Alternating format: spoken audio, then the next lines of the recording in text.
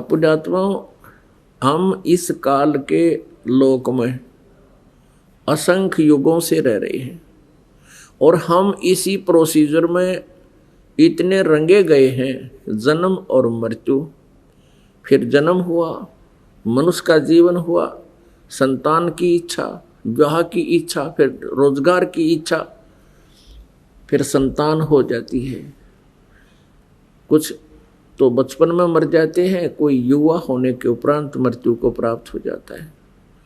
अगर ऐसा नहीं है तो आजीवन भी अगर जीवित रहे और भक्ति ठीक करी नहीं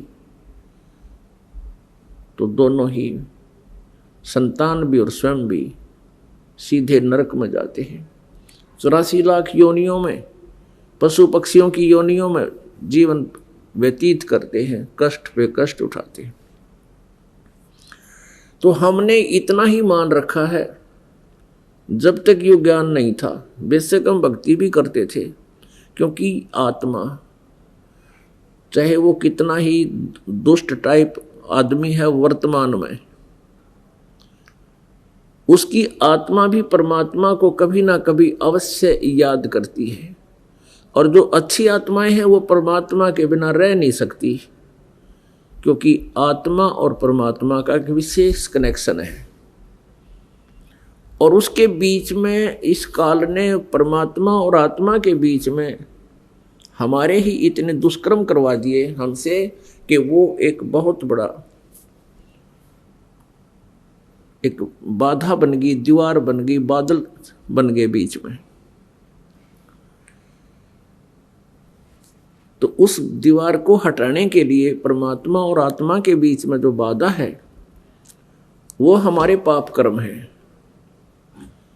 और इन पाप कर्मों को हटाने के लिए, नाश करने के लिए ये सत साधना, सतनाम सारनाम की आवश्यकता है। और ये सतनाम सारनाम अभी तक किसी के पास नहीं था, क्योंकि परमात्मा 600 वर्ष पहले आए थे। उन्होंने कोशिश की थी कि कोई सारनाम प्राप्त करने, सतनाम प्राप्त करने योग्य हो जा, उसको सतनाम दो। लेकिन चंद पुण्यात्मा ही इस योग्य हुई थी।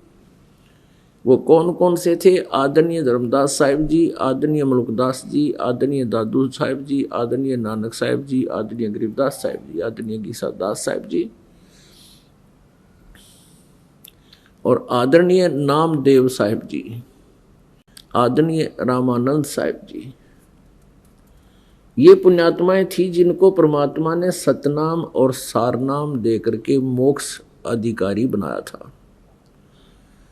अन्य को भी वो दे सकते थे, लेकिन हम विचलित थे।